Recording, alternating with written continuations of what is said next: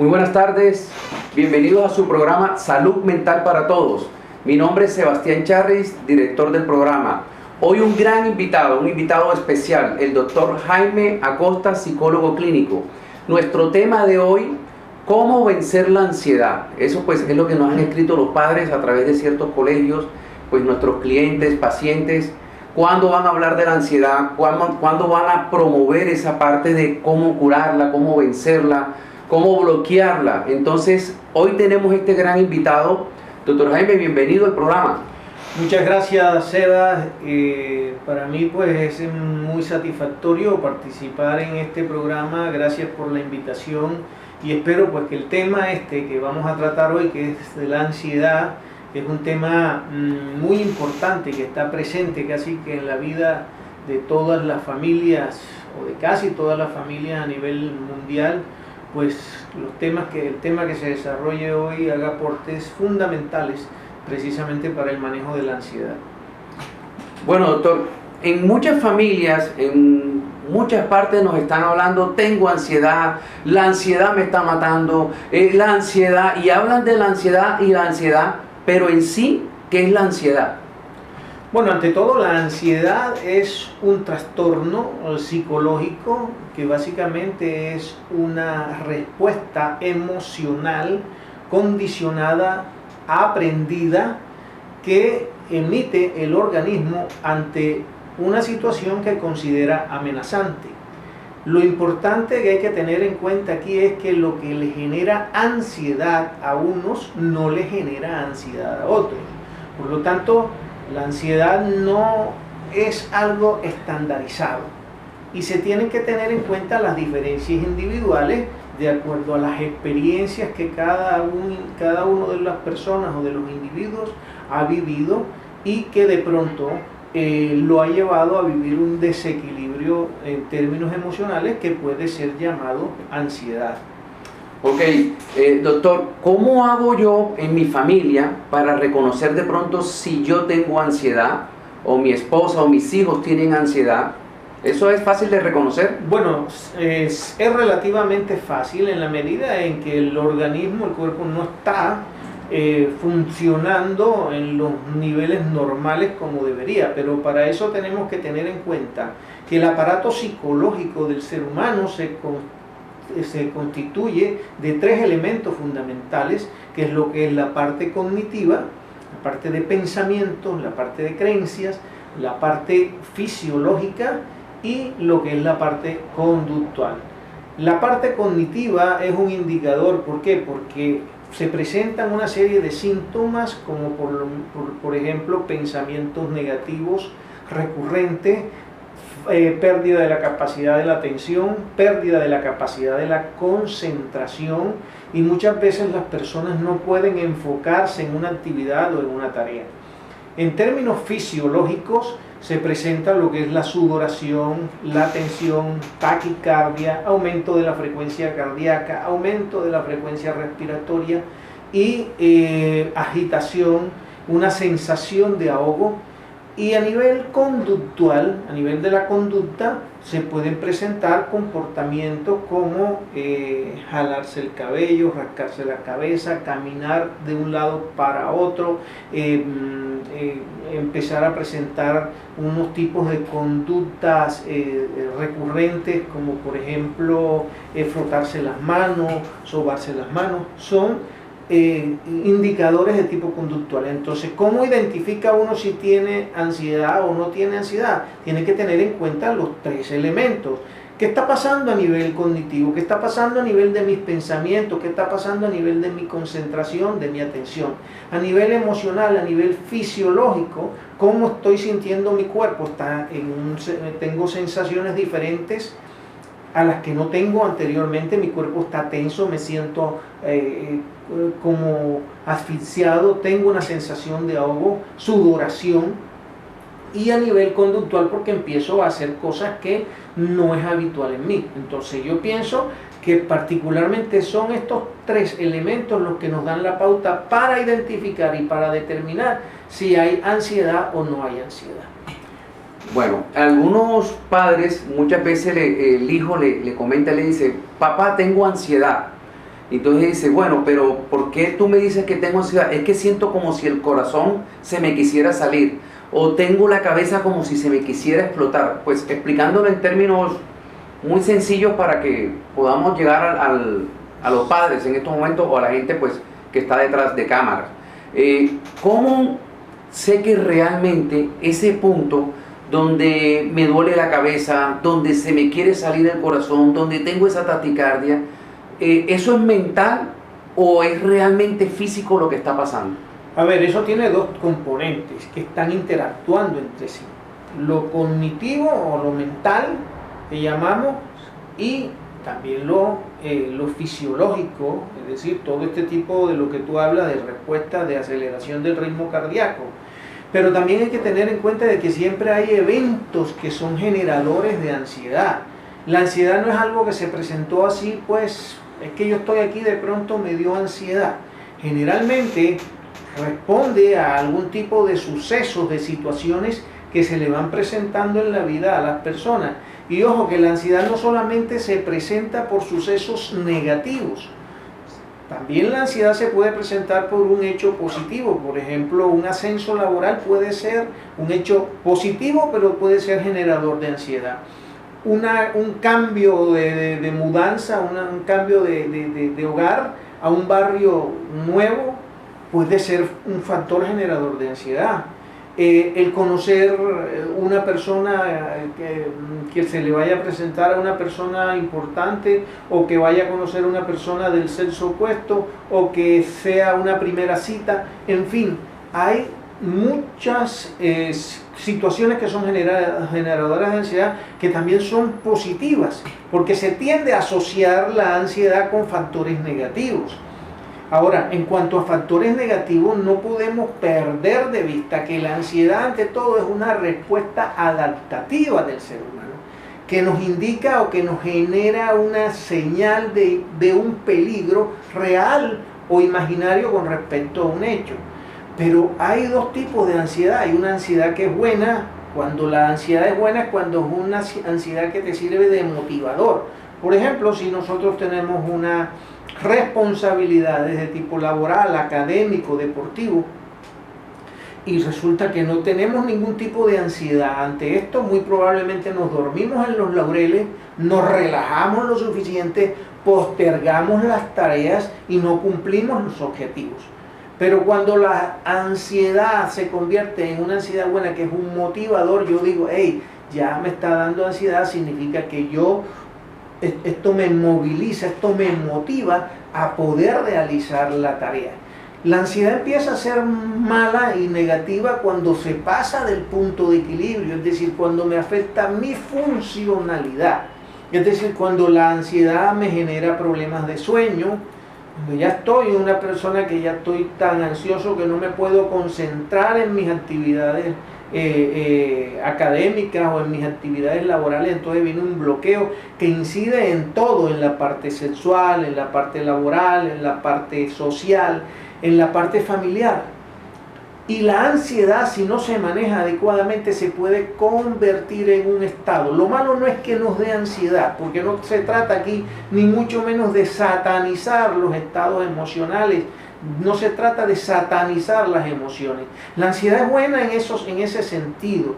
Lo malo es cuando obviamente la ansiedad empieza a trabajar en contra nuestra y no a favor nuestro. Entonces tenemos que tener la claridad en cuanto a que hay estos tipos de ansiedad. Una ansiedad que puede ser buena en cuanto es motivadora, y otra ansiedad en cuanto a que es limitadora, en donde me obstruye el lograr mis objetivos. Bien, acá nos están preguntando desde la familia, en los niños, con este tiempo de pandemia, de lo que está pasando, ¿cómo están esos niños manifestando esa ansiedad?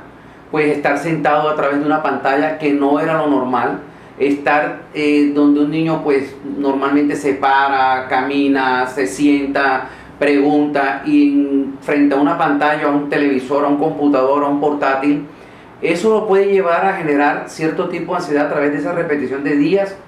Por supuesto que sí, pero no olvidemos que la ansiedad es una conducta que es aprendida. Nosotros no nacimos ansiosos, Nosotros aprendemos a ser ansiosos. Y en buena medida las respuestas emocionales de los niños dependen de los modelos de crianza. Porque si tienen unos padres obviamente ansiosos, que tienen verbalizaciones negativas con respecto a la pandemia, por ejemplo, con respecto al hacinamiento, estoy aburrido, el encierro, estoy desesperado, esto es una tragedia, pues obviamente la palabra inspira, pero el ejemplo arrastra. Un padre no le podría decir al hijo, tranquilízate, cuando está generando una conducta o un estado emocional de ansiedad que no puede controlar. ¿Por qué es importante tener en cuenta? Porque cuando empecé dije, lo que afecta a unos no afecta a otros. Hay personas que en una situación en donde deberían tener unos niveles de ansiedad altos, resultan tranquilos manejando la situación, ¿sí? Porque es amenazante, porque hubo una reinterpretación, una interpretación negativa.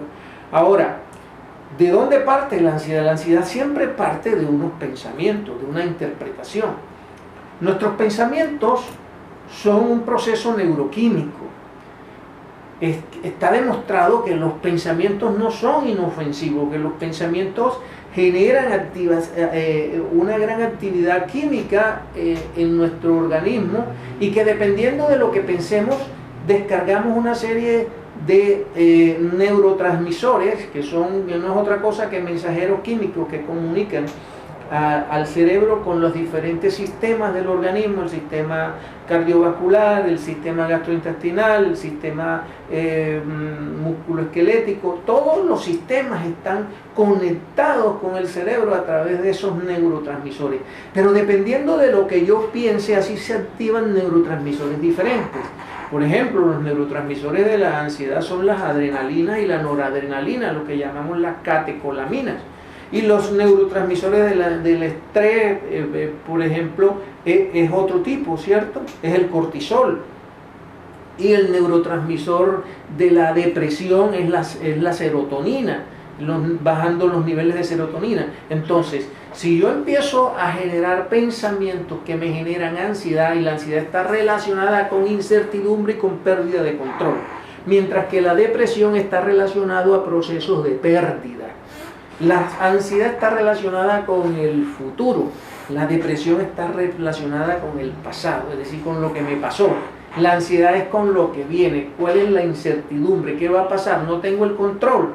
Entonces empiezo a generar un estado de preocupación, de pensamiento, y esos pensamientos activan o descargan esas adrenalina, noradrenalina, y empieza a generarse a sí mismo una serie de síntomas fisiológicos de los que hablamos anteriormente, como es la aceleración del ritmo cardíaco, la respiración, etcétera, etcétera, etcétera.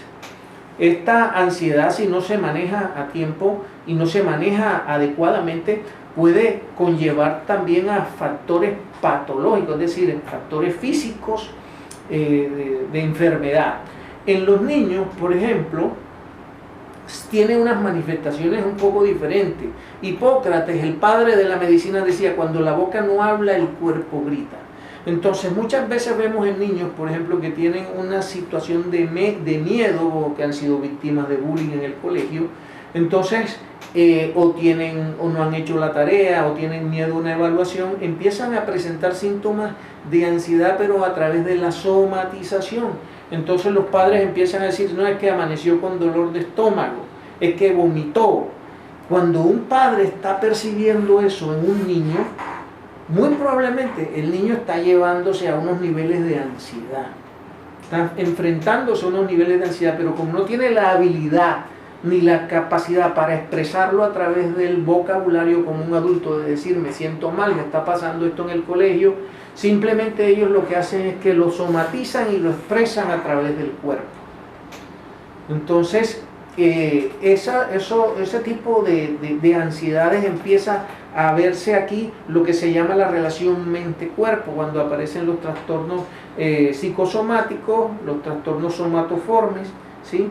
Enfermedades que son por somatización, que aparentemente son físicas, pero básicamente tienen un contenido, tienen un origen de carácter psicológico, en donde la ansiedad tiene un papel preponderante. Okay. Como si arrancara todo desde la mente. O sea, la mente tiene el poder de generar hasta ese tipo de enfermedades. Bueno, acá nos preguntan algo muy relacionado.